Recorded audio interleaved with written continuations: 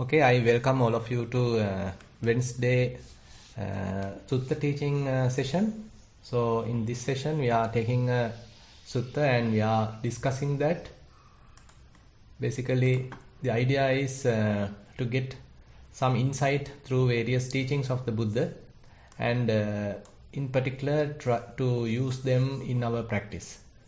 So to begin the session we'll pay homage to the Buddha and then we'll proceed.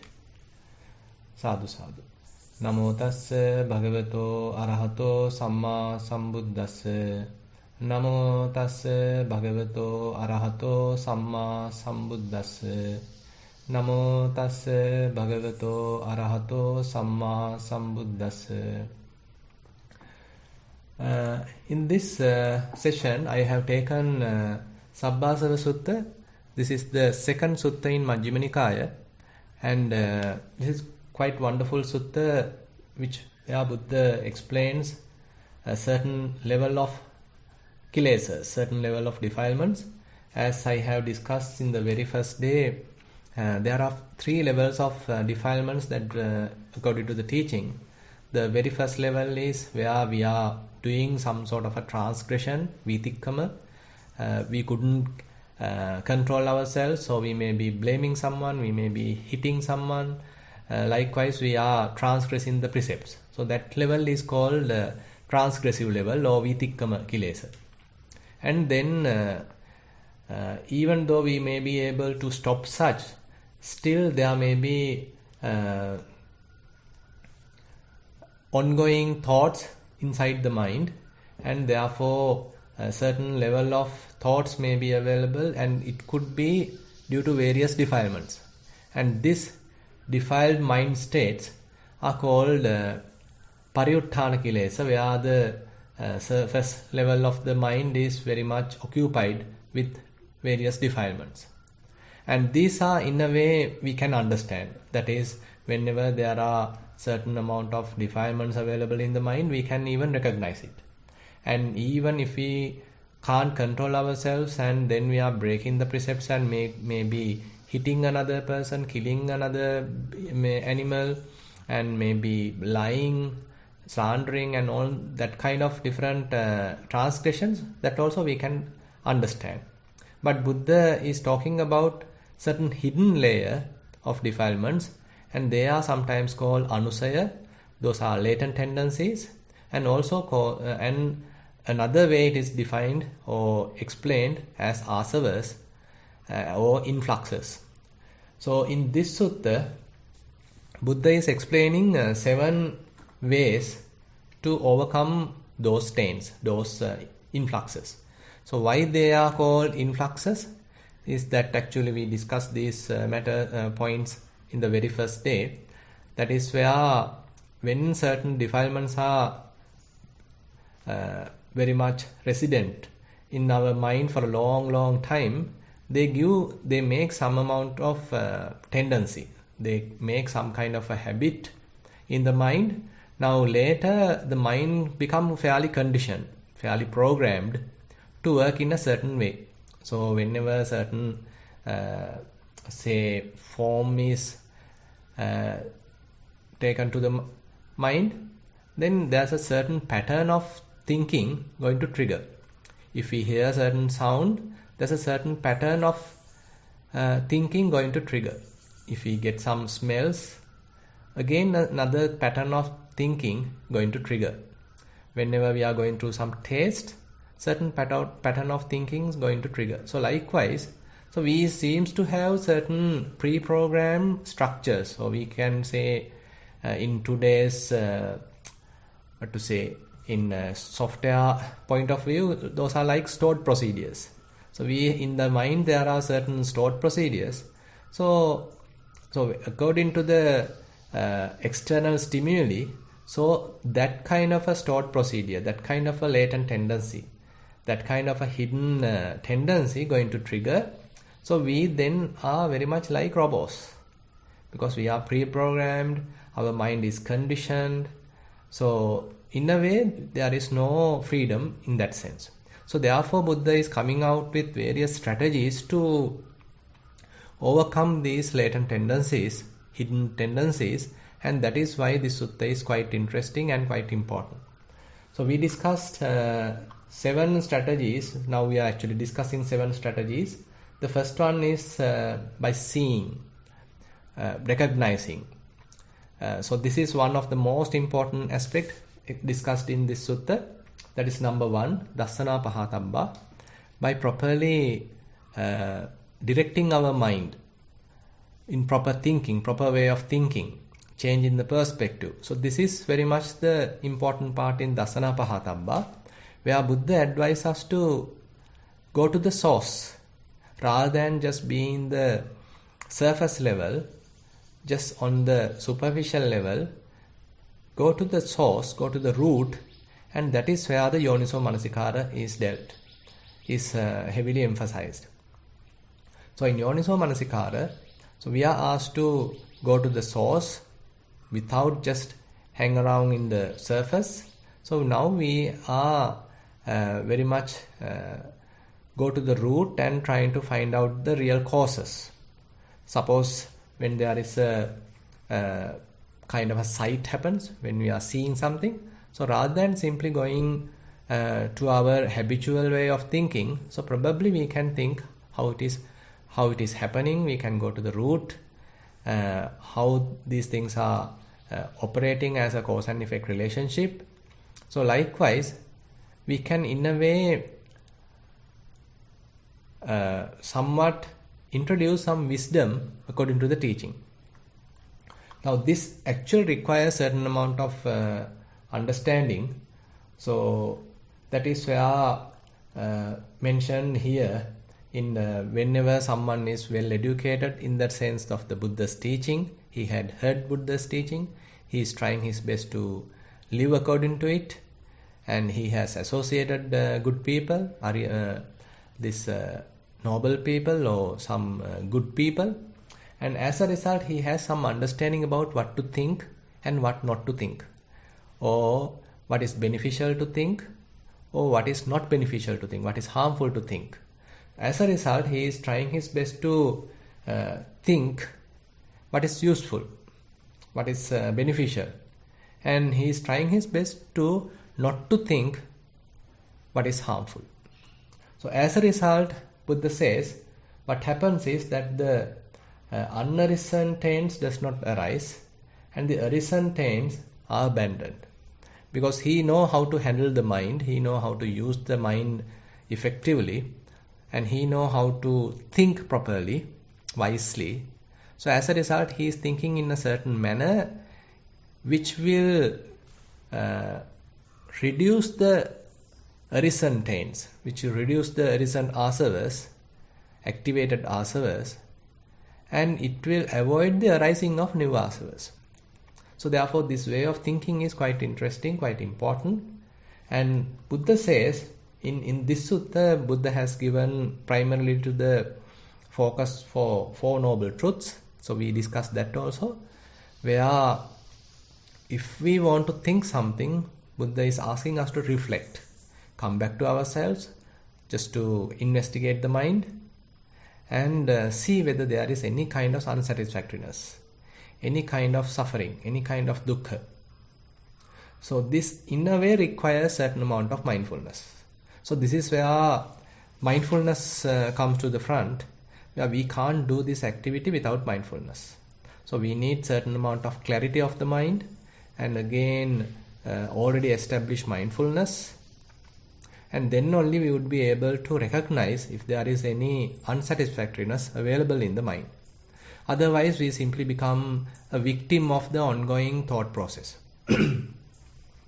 But on the other hand, if we have mindfulness, if we have practiced mindfulness, if we have developed mindfulness, then that paves the way to understand about our mind. Very much like, say, if you are engaged in walking meditation, say for example, when your foot touches the ground, you are able to recognize that feeling. You are able to recognize that sensation. If your hand is touching another, say, rough surface, you are able to recognize that roughness. Similarly, if your body going through certain painful feeling, you are able to recognize that painful feeling. If it is going through some pleasurable feeling, you are able to recognize that pleasurable feeling. Rather than being caught to it, you can come out of it and observe it like an outsider. So this perspective is extremely important. Whenever there are certain feelings available, when it may be bodily or mental, whenever there are various sensations available, we should be able to recognize them. Rather than just being caught to them, we should be able to recognize them. So this principle can be applied to the mind as well, where whenever any kind of thought available in the mind, we should be able to recognize it, rather than supporting that thought process, rather than simply being a victim to that thought process, rather than simply encouraging that thought process. We should be able to stand outside and look at it objectively. So this is extremely important. So this is what we have to practice in Four Noble Truths, where whenever there is any kind of resistance in the mind, any kind of resentment in the mind, any kind of defilement in the mind, any kind of unrest in the mind, stress in the mind, so we should be able to recognize it. So once we are able to recognize it, then we can go to the source by applying Yoniso Manasikara, going to the source, what is the reason, what is the cause of this unsatisfactoriness, we are somewhat investigating. Then as a result, we can come across the second noble truth, that is Dukkha Samudaya, and Buddha says this is the craving. So there may be some kind of a desire available in the mind which is causing some unsatisfactoriness, some kind of unrest, some kind of frustration. So once we recognize this desire, we may be able to let go of it. So therefore the activity or the function we need to do with regard to the samudaya is that we need to let it go. Rather than holding it, rather than encouraging that desire, once we recognize that desire, we have to let it go. So as a result of desire being let go of, the mind calms down. Mind becomes free from desire, and as a result, mind becomes free from any tension, any stress, any unsatisfactoriness, any dukkha. Now it is fairly peaceful, and this is the cessation of dukkha. There is no dukkha. Dukkha has calmed down. Dukkha has faded away. Dukkha has ceased. And Buddha asks us to recognize this. Buddha asks us to realize this peaceful state. This is the Dukkha Nirodha Satya, where there is no dukkha, there is no unsatisfactoriness, there is no resistance, there is no any frustration. At the moment, mind is calm, mind is peaceful. So this peacefulness has to be appreciated. Rather than thinking it is boring, we need to recognize this peaceful feeling in the mind, this kind of equanimity in the mind, kind of a rest, kind of a stillness available in the mind. So this stillness, this coolness, this calmness, this clarity, this spaciousness has to be recognized. So if one is applying this strategy again and again, so that is the development of the path. That is number 4, the fourth noble truth, where we need to cultivate this path. We need to again and again apply this path. It is not something we can apply just 1 hour and then forget about it. Rather, it's a lifetime application. And again, it has to be a very practical, pragmatic application, because it is not that we are simply remembering these theories and then forget it. Rather, we simply have to apply it again and again onto our own mind. Whenever there is suffering, whenever there is unsatisfactoriness, we have to apply this simple formula to it. We have to recognize that frustration, that unsatisfactoriness, that dukkha, and we need to understand it properly. As a result, we can recognize the cause, any kind of a desire, and that desire has to be let go of. And as a result, the desire is now gone and the dukkha has ceased, and that cessation, that calmness, that clarity, that spaciousness, that coolness has to be realized. So this we need to do again and again. So this we discuss in length during last couple of weeks, and then we get on to the next method, that is by restraining. there are certain level of asavas, influxes that we can control, we can subside, or we can even avoid arising them by restraining ourselves. So when we are when we are using our eyes, ears, nose, tongue, body and the mind, we need to maintain certain amount of restrainment. Otherwise, we'll be unnecessarily inviting certain level of defilements. Because nowadays there are various things to look at. Various movies, various say TV shows, dramas, and 1001 things are there to see. But if we simply gratify our senses, then we'll be in the trouble as practitioners. So we need to maintain certain amount of restrainment, otherwise difficult to control the mind. Because ultimately, mind is the one going to affect. We may be seeing various things. Suppose you may be seeing a movie, you may be seeing a musical show. So likewise, you can see various things, you can hear various songs. But ultimately, the impact to the mind has to be considered. All this what we have seen is just gone after we close our eyes. All what we have heard is gone once that whatever the song is finished. But some kind of an impediment going to lie in our mind. So mind get affected. So therefore, if we want to clear our mind, if we want to cleanse our mind, we need to be very careful on how we are handling our senses. So that is what discussed in this asava sangvara pahatabba. We need to maintain some amount of restrainment. And then Buddha talks about patisevana pahatabba, where Buddha talks about patisevana pahatabba, where we need to, whenever we are using food, whenever we are using clothing, when we are using any kind of a dwelling place and any medical requisites, medicine, so we need to properly use them without allowing defilements to arise. Say for example, when you are eating your food. So if we do some wise reflection, it helps to avoid the arising of new defilements.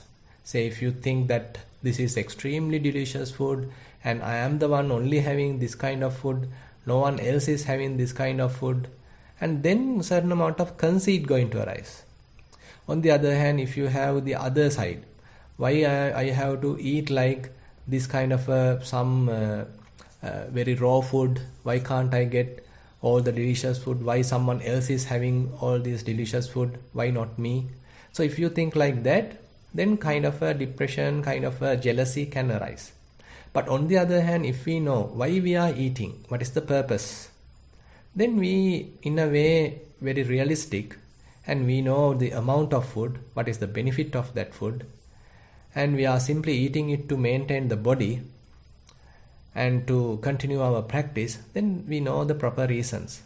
So if we can reflect like that, then the arising of new defilements are stopped. So likewise, when we are using house, when we are using clothes, when we are using medicine, Buddha asks us to reflect the proper reasons. So once we reflect proper reasons, then there's a high possibility that we can maintain the undefiled mind, unentangled mind. And that is actually discussed as number 3rd. And then number 4, Buddha says about adivasana pahatabba, where we need to be patient. We need to tolerate certain situation. Say for example, today, if it is really hot, so you may try your best to say switch on a fan or a air conditioner, but when you are going out, you may have to bear a certain amount of heat. Similarly, if it is quite cold, you may have to bear a certain amount of cold. If there are many mosquitoes, if there are many ants, flies, you may try your best, but certain amount you may have to bear. Likewise, certain bodily painful feelings, you may have to bear a certain amount. So likewise, in this life, you can't make everything perfect. Certain amount we have to bear, certain amount we have to tolerate. We have to be patient with others. So if we can maintain this kind of tolerance, if we can maintain this kind of patience, then lot of troubles can be avoided. If we going to argue with others, if we are going to fight too much, if we are always going to complain, then we'll be always in kind of unsatisfactoriness, some kind of frustration, because we always complain. But if we can bear a certain amount, if we can tolerate certain amount, if we can be patient with the situation, then we can protect our mind. So this is discussed as the number 4 taints that should be abandoned by enduring. So these 4 strategies actually we have discussed. Today we need to discuss number 5, taints that should be abandoned by avoiding. So these are in a way very much like common sense, because whenever we are associating bad people, we know, I mean, we are also going to get wrong ideas, wrong views. So avoiding such bad people is the wise thing to do. So there are various people who has various bad qualities or certain wrong views or bad habits. They may be drunks. So likewise, there are many different types of people are there. So we have to be little careful when we are associating people. So similarly, actually this number 5, here the examples are very much given which related to a forest monk. You know, this sermon is delivered to the monks. So therefore Buddha is considered in the setting at that time where various forests are there. There are various wild animals are available, and kind of broken trees are available, and then sort of difficult paths are available, and thorny areas are available, then certain cliffs are available. So those are in a way quite dangerous. So Buddha is asking us not to go there. It's quite obvious, quite common sense, to avoid dangerous animals, to avoid any kind of cliffs, any kind of stumps, and any thorny areas. So because those are dangerous, you get trapped there, you get wounded because by encountering them. So therefore Buddha asks us to avoid such places and such animals. And similarly, when you are sitting, say you are sitting for a meditation, so you have to find a fairly protected area rather than sitting on a cliff. Because when you close your eyes, and even if you fall asleep, we should be we don't need to worry, because our body is in a comfortable situation, body is in a protected place. So likewise, so Buddha asks us to find out the suitable places to dwell. Actually, this same topic is explained in detail in another sutta. So this is what in a way quite relevant here. That sutta is called Sevitabba Sutta, where Buddha discuss about what to associate and what not to associate. So this is quite practical.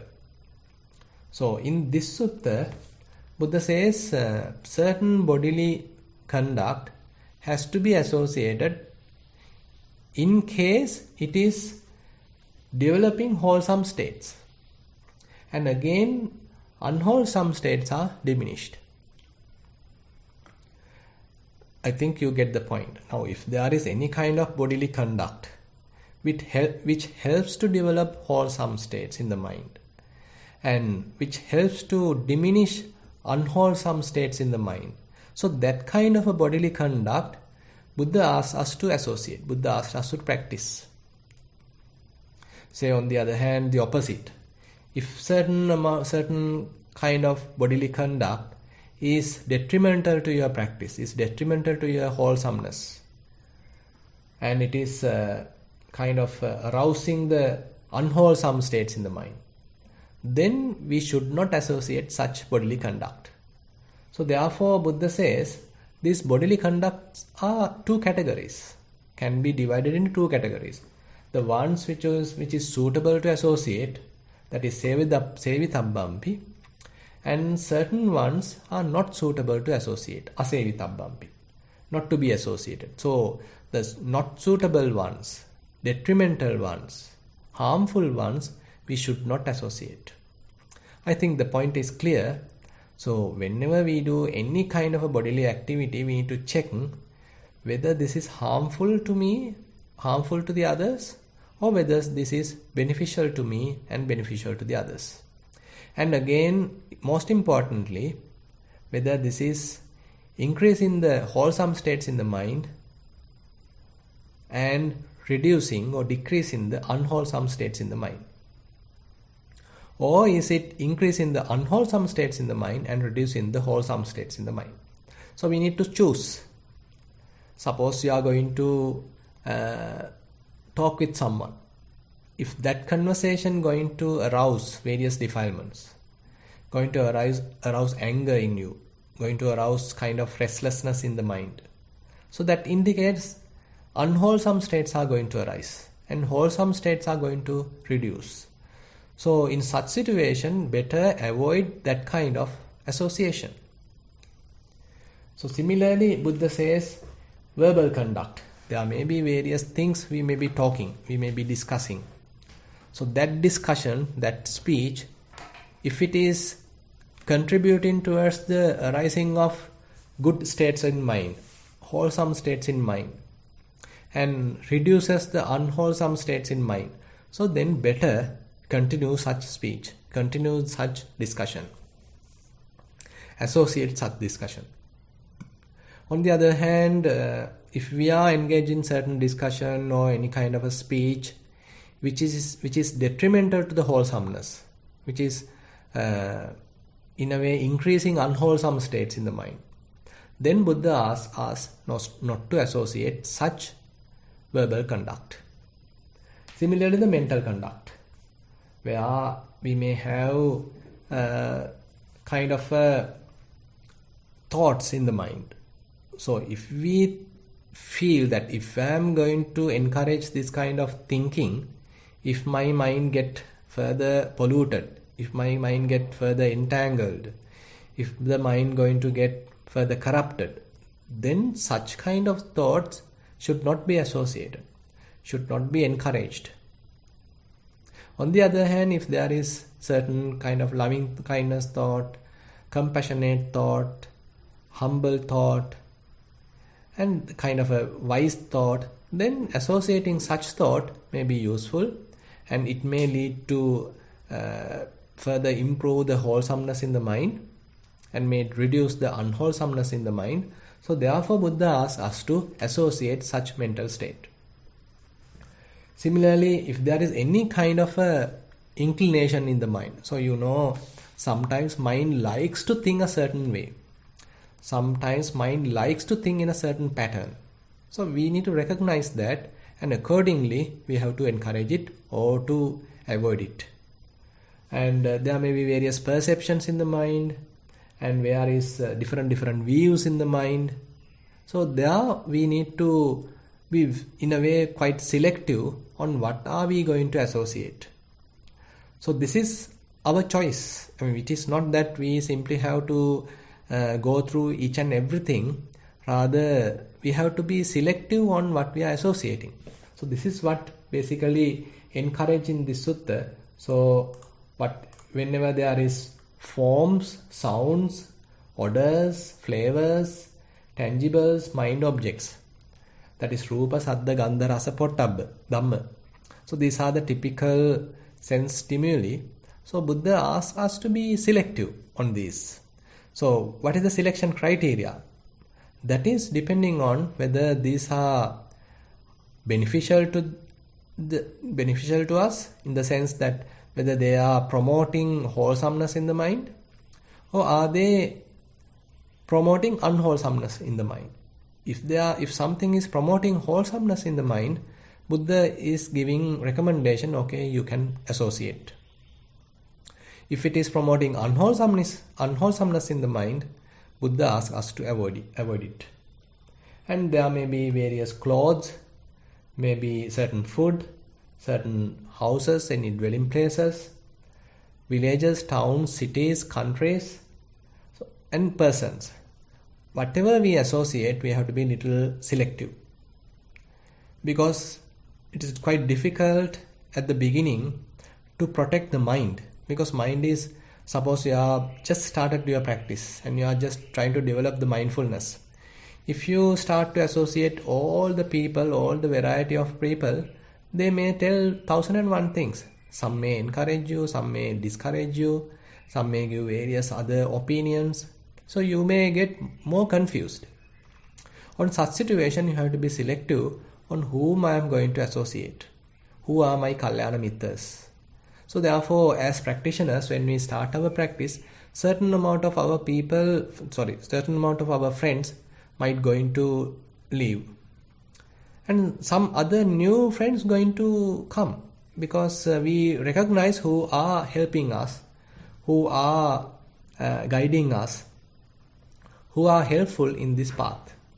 On the other hand, we will recognize who are constantly taking us in the wrong path, encourage us in wrong habits. So we may recognize, and then slowly we have to drop them, we have to avoid them. So this is in a way obvious. So this is what discussed in Parivajjana Pahatabba. So we have to have some common sense. We need to know who to associate, we need to know where to associate, what to associate, which is beneficial to our practice, which is beneficial and encouraging to the wholesomeness in our mind. So this is number 5. Then we can come to number 6, taints that should be abandoned by removing. This is also related to the mind. So where Buddha says, whenever there is kind of a sensual desire aroused in the mind, that is kama vitakka. You know, as human beings, we have various way of thinking, various sensual desires, sexual fantasies, and different way of thinking is available. So when such kind of a thinking, such thought is available in the mind, Buddha says not to tolerate. Nadi vaseti. So we are not going to encourage it. We may have various ways of handling it, like in Chittanupassana. If you have a certain level of mindfulness already developed, so you can simply be mindful. So depending on the strength of the mindfulness, those defilements will fade away. So the time taken to fade away will depend on the strength of the mindfulness. If you have very good mindfulness, the defilements will fade away instantly. But on the other hand, if you have weak mindfulness, you may have to little struggle with these defilements, because not yet the mindfulness is strong. So likewise, we have to be careful on these sensual desires, various kama vitakka available in the mind. So Buddha says, when such is available in the mind, not to tolerate it, not to encourage it. And we need to abandon it, pajahati. We need to abandon it. And vinodeti, we need to remove them and does away with them. And again, we have to try our best to keep the mind free from them, not to arouse them. The mind is like a animal, kind of. Sometimes we call as a monkey, sometimes we call it as a wild bull, where if we allow that wrong side, if we allow that bad side, if we encourage that bad side, we may be in trouble. So therefore, when kind of a tendency is there for such thoughts to arise, we have to be vigilant, we have to be careful, and slowly we have to remove it. So in a way, this is quite valid at our early stages of our practice. Because in our early stages of the practice, our mindfulness is weak, and the defilements, the hindrances are strong. So therefore we have to be quite careful about ourselves, quite careful about the mind. What are we going to think? What are we going to associate? Is this thinking pattern going to help me or will be harmful to me? is this kind of an association going to help me or is it harmful to me? So likewise, we have to be careful, especially in the early stages. But if you have fair amount of mindfulness, if you practice mindfulness for many years and now there is a lot of confidence in you and you know how to handle defilements, you are not afraid of them, you have a lot of experience in using mindfulness or applying mindfulness to various defilements, you are quite confident in Chittanupassana, Dhammanupassana, then in a way you can allow the mind to little play and recognize various mental patterns, the mechanics of the mind, and that is also necessary.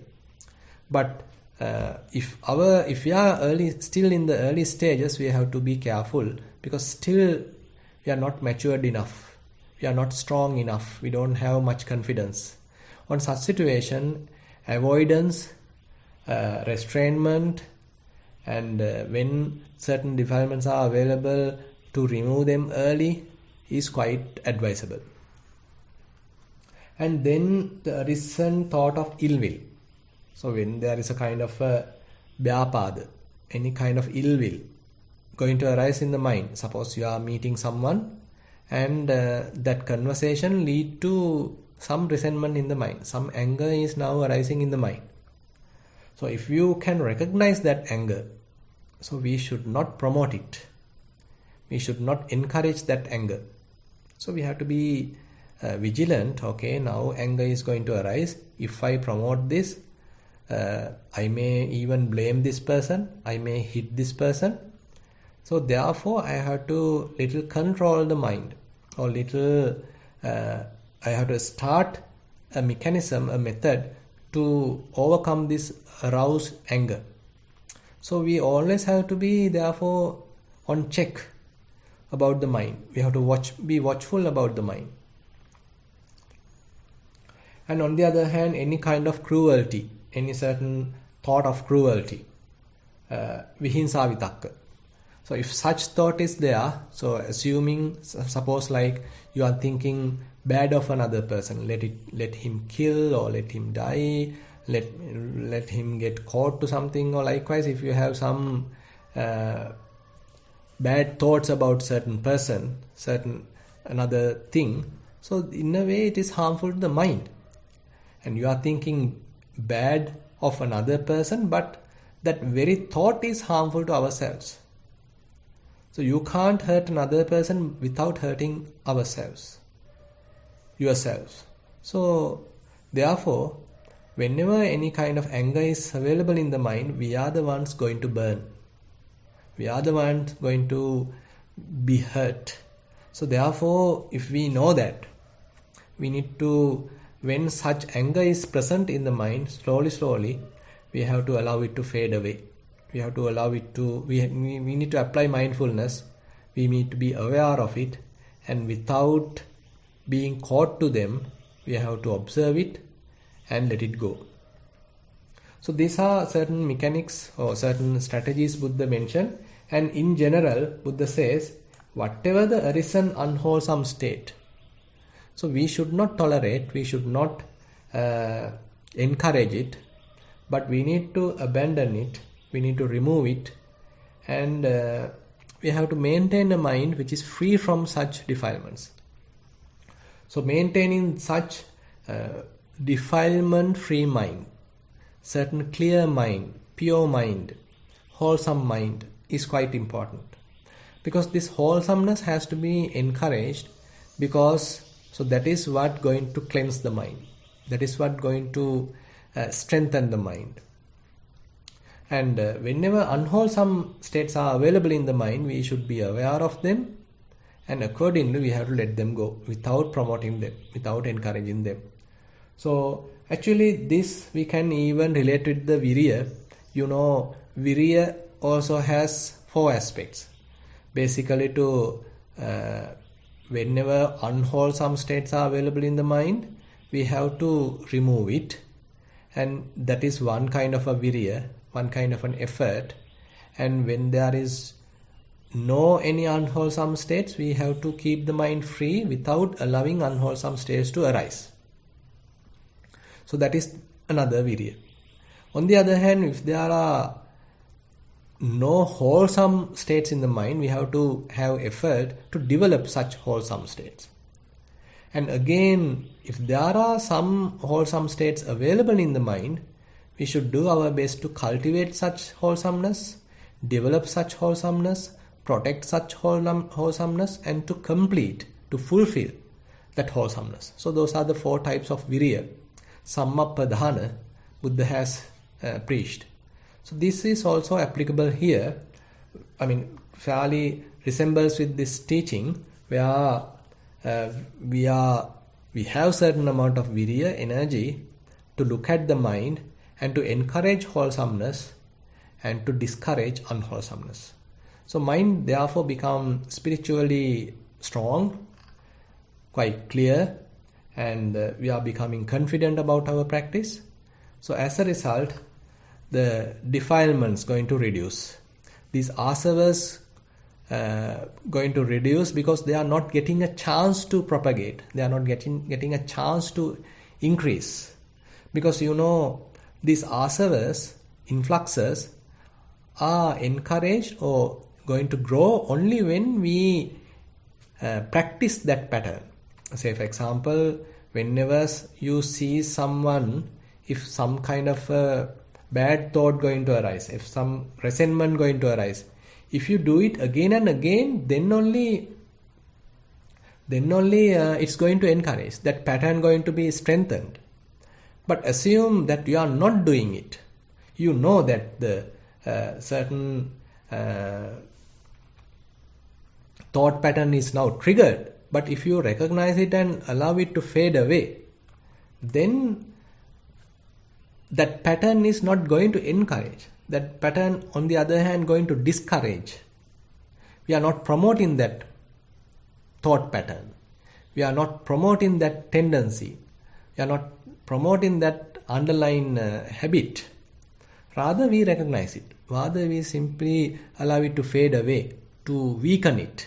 So this is the strategy Buddha is discussing in all these techniques. Now actually we have come to number 6, and remaining is number 7, that is related to the meditation, Bhavana Pahatabba. Actually I hope to discuss that on next week, because that requires more information, and that is actually worthy of discussing for a whole day, because it is important for us as practitioners. So I keep it for the next time, and if you have questions, now you can come up with the questions. Hello, Bhante. Yeah. This is Jennifer. Sorry, I do not have the ability to raise my hand as a co-host. Yeah. But I do have a question specifically about the first strategy. This seeing, is this, I'm assuming that the seeing is part of the mindfulness practice. Yeah. And, okay, and I feel like I understand the first part of that Four Noble Truths, and seeing the first part of Four Noble Truths, right? Because that is just through the noting of various things that arises in the mind. My question is about kind of the second and third Noble Truth, and how do we use the mindfulness practice to be able to recognize the cause of suffering and letting go of that desire. Specifically, in my own experience, sometimes there is a natural arising of the insight of, right now I am dissatisfied with this pain in my leg because there's a desire for a pleasurable sensation. It very quickly that insight arises very quickly following the recognition of the source of the suffering, but that's not always the case. So how do we develop this ability to arise this insight of the cause of suffering? Because in all of my noting, it's not always clear.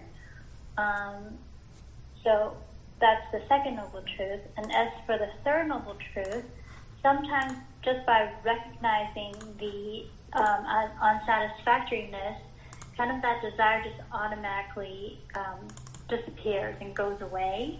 And so you almost don't even have that chance to see what was the cause of the suffering without going into prolific thinking. So hopefully my question is clear, Bhante. I'll try to answer. So basically, I mean, when our mindfulness develops, only we can recognize the thoughts at its early stages. Say if our mindfulness is little weakened, so those thoughts may go for a while, and we may only spot them at their some grown level, at their some grown state. So in a way, little late. We are too late at that time. So we therefore have to deal with it in different way to overcome it. But as our mindfulness grows, so we would be able to recognize thoughts at their very inception. So the same principle applies to the mind when we apply these Four Noble Truths. Say for example, when there is any kind of unsatisfactoriness available in the mind, if we have less mindfulness, we may even promote that unsatisfactoriness. We may even promote that frustration. And as a result, we only recognize it after it has grown to a certain level. But if we have very good mindfulness, then we know what is the peacefulness in the mind. So we are trying to maintain such peace. We are trying to maintain some such clarity in the mind, some calmness, serenity in the mind. But at the same time, due to various causes, now assume that we lose this calmness. Some kind of a unsatisfactoriness, some kind of a frustration, some kind of a burden going to arise in the mind. So this burdened mind, this entangled mind, this unsatisfied mind has to be recognized at that very moment. Once we recognize that, then almost immediately we can dig down and see what is the cause, what is the desire. As you said, probably we may be expecting some comfort. Say we are sitting on a cushion, but our leg going to hurt. So we may expecting some comfortable situation. So bodily pain is one thing, but this mental part is something we are adding. So in this, by applying Four Noble Truths, most importantly what is happening is to the mental part. So why are we adding this mental frustration, mental unsatisfactoriness to this physical suffering, to this physical pain? So that is where we are now trying to avoid. So when there is any kind of a bodily pain, say for example, if we are thinking in wrong way, so why this is happening to me, all others are sitting quite blissfully, why everything happens to me, poor me, likewise. So we are introducing unnecessarily a kind of a personal this self-view to it, and we start to suffer more and more. So this is what we are trying to avoid. So when there is unsatisfactoriness available in the mind, so we recognize, okay, there is unsatisfactoriness available in the mind, kind of a frustration in the mind. So once we recognize that, we may able to understand in a way the root, the cause. So that may be the desire to get rid of this pain. That may be the desire to sort of having a pleasurable feeling instead of the ongoing painful feeling. So that very desire, if we stop, if we simply drop, then we can bear the situation. We can tolerate the situation. So with a calm mind is calm, but the bodily pain may be there. Similarly, suppose if there is any kind of need, suppose you have certain thing, but the mind is projecting some beautiful, more beautiful thing, more advanced thing. So in such situation, again, some kind of an unsatisfactoriness available in the mind. So if we can let go of that desire, okay, it is not that I am trying to tell we are not trying our hard, we are not doing the best, but rather we can do our best at the meantime, keeping the mind free, keeping the mind in a peaceful state. So this peaceful state has to be given more marks. Peaceful state has to be given more value, and that has to be encouraged, and not that unsatisfactoriness, not that frustration. So don't know whether I cleared your question, or do you have something else? Yeah, I think so, Bhante. I think I also need to just experiment some more with my practice as well. But basically, as much as we can, if we can try to promote this calmness, the peace, that's kind of the main objective of our meditation, right? Yeah, that is actually that more and more that calmness going to arise when you continue a practice. It is not that kind of a calmness that we are trying to simply encourage by samatha practice, or this simply being absorbed to any jhana or something like that. But rather here the calmness, the cessation of suffering is very much available as a result of mindfulness practice. So whenever you are continuing a mindfulness practice, so you will understand, okay, things are completely transient, impermanent, producing kind of unsatisfactoriness, and you have no control over them. So likewise, mind understand and going through certain amount of wisdom, as a result, it starts to let go of things. As a result, it now going to avoid grasping, clinging. Now as a result, peace going to arise. So this is a kind of a stepwise process. Thank you, Bhante. Yeah.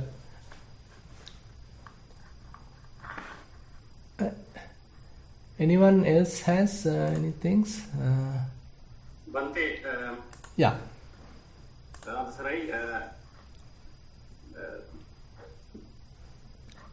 Yeah, carry on. So this meditation part of Bhavana is at the end.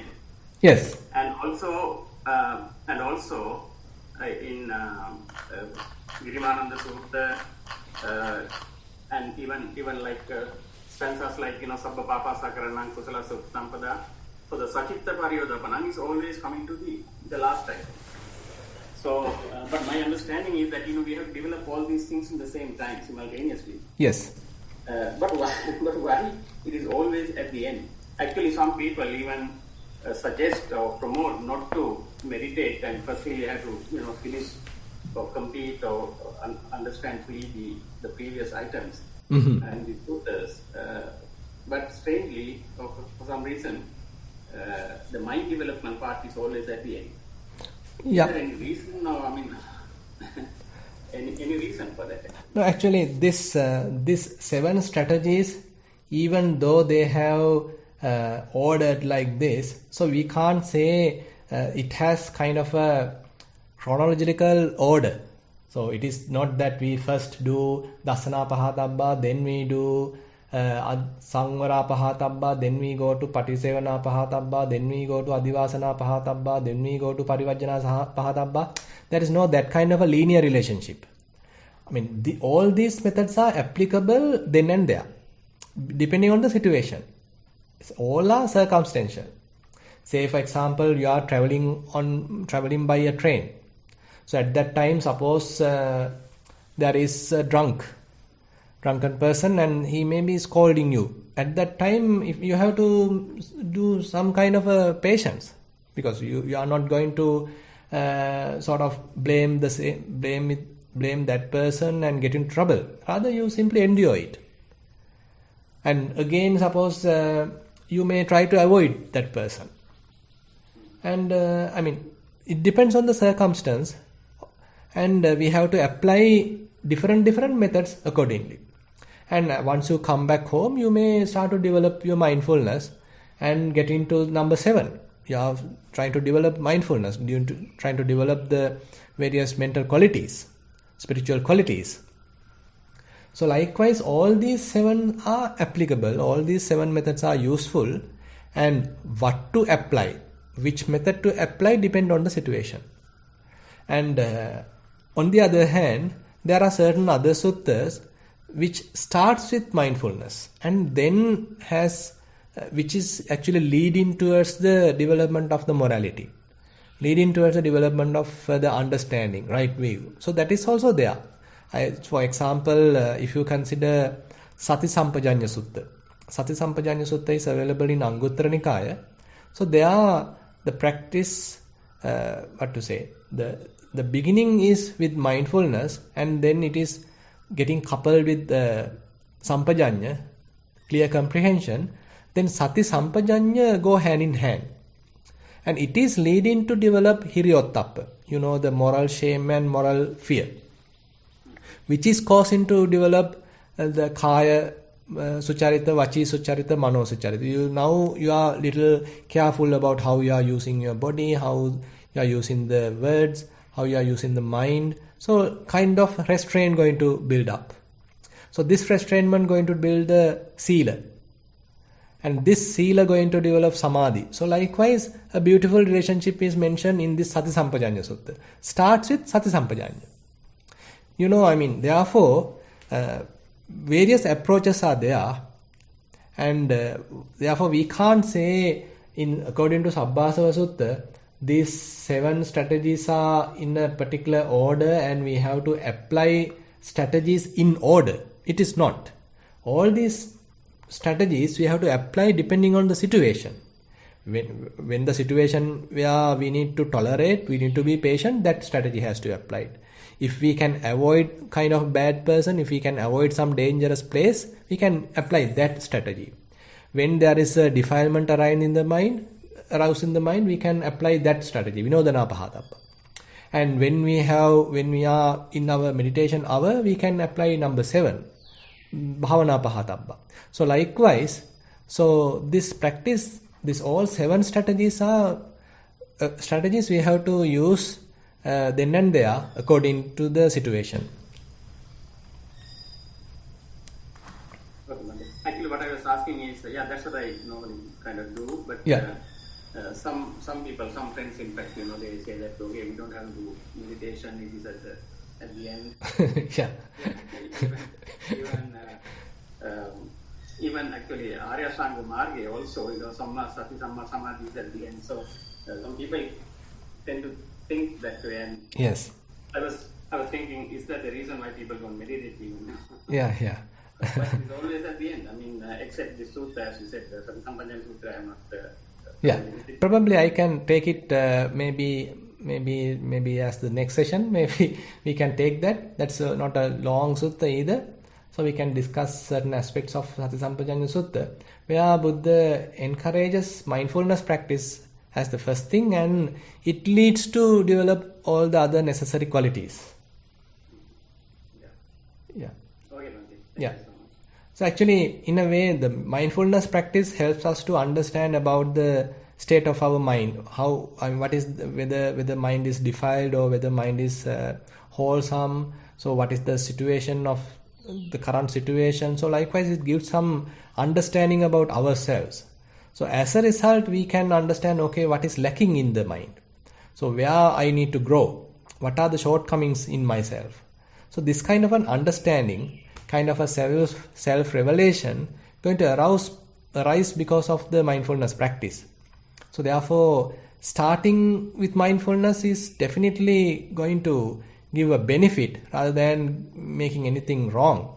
And on the other hand, if you consider Satipatthana practice, so Buddha particularly mentioned, now whenever people are coming to the sasana to become monks, so these new monks, sometimes we call novices, Buddha says to teach Satipatthana to these novices, because this is the beginning in a way.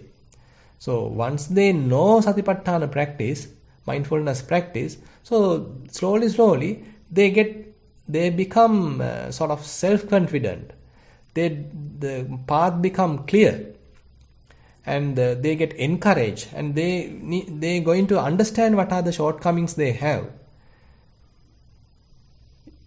Yeah. The other thing, Bhante, sorry to remind, now this Yoniso Manasakara here, yes, is kind of little different to the other places where it mentioned like if you see Chitta VP, and when it comes to that Vattapana state, the mindfulness is Yonaso Manasikara is, I think, explained a little differently, right? So what is actually the difference between Sati Sampajanya, Yonaso Manasikara, and mindfulness? No, actually, Sati Sampajanya, the beginning stage, we can say the Sati, the bare attention. We are trying to focus on the present moment. So typically, mind is obsessed with various past memories and future planning, daydreaming and everything. So mind is typically obsessed. So in order to switch off this obsession, in order to come out of this obsession, we are coming up with some present experience, and to this present experience I am paying attention. So this is the kind of split where we are trying to make, where we are coming out of the dream now. So this is just the bare attention. Then and there we are trying to pay attention to the present moment. But that has to be further encouraged. So then mind become mindful.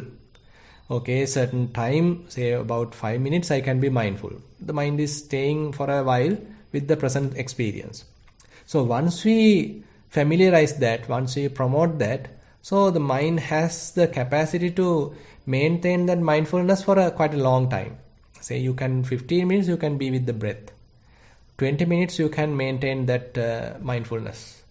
So as a result, now it is encouraged to see the subtle qualities, certain aspects of the breath, whether it is long, whether it is short, whether this is the beginning, this is the middle, this is the end, whether it is cool, whether it is hot. So this is where the investigation going to come up. So this is where the clear comprehension is combined. Sampajanya going to come to the picture. So now Sati and Sampajanya go hand in hand. So you need mindfulness in order for the Sampajanya to operate. So, and once this is available, Sati Sampajanya is available, so it has the quality to go to the root, rather than simply roaming in the surface. So it encourages certain deeper penetrating aspect of the mind. This is where the Yonaso Manasikara going to come to the picture, where Sati Sampajanya helps to properly observe the object, observe the scenario, and as a result we are able to find the deep aspects, hidden layers, hidden tendencies, some internal aspects of the object. So we are going deeper, we are going to the source. So this is Yonaso Manasikara now going to play. So it's a kind of a linear relationship is there, but once things are developed, though this becomes readily available. Okay, Bhante. Yeah. Bhante, I think one last question that I received. Yes. It says, thank you for the detailed explanation on the importance of maintaining untainted mind. However, in day-to-day life, we get flushed with influxes, which we should be abandoning. With a lot of practice, we can recognize these thoughts using mindfulness, but most of the time unable to stop reacting. We have heard that it is beneficial and easy to check the impact on the body from these influxes and start there. That is to see how the body sensation appears and fades away. Is that something we can practically focus on and refuge until we have strong mindfulness to cope these influxes face to face? Yeah, I agree. Basically, all these various defilements has a big relationship with the physical sensations. When there is any kind of anger in the mind, so it produces certain amount of heat, kind of a burning effect in the body as well. So if we are not yet confident about directly face to face be with the anger, then probably we can check the outcome, the resultant bodily aspects, bodily sensations. So like I said, kind of a heat, kind of a frustration, kind of a heartbeat, and speed up heartbeat, and all these are different physical aspects we can take. And as you said, if there is any other defilement aroused in the mind, so it also has impact towards the body, and various sensations going to arise. So we can look those sensations as well. Now, when we observe sensations, actually we are not promoting that mental state.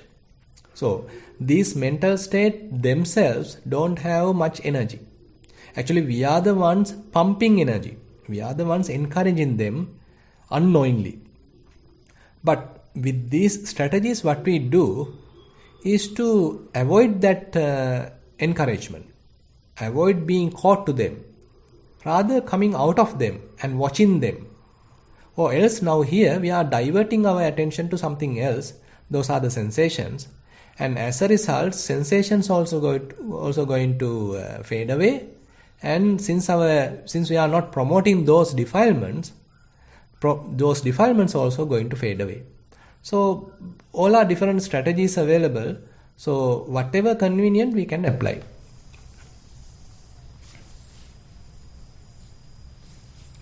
Thank you, Bhante. Yeah. I haven't received any other questions. Does anyone else on the line have any questions to ask?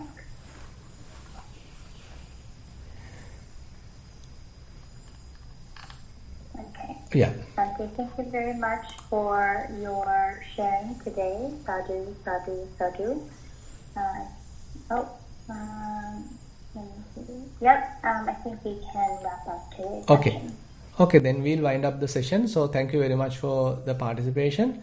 So we'll share the merits with all the seen and unseen beings and with the traditional verses. Ettavatacha amhehi sambatang punya sampadang sabbe deva anumoda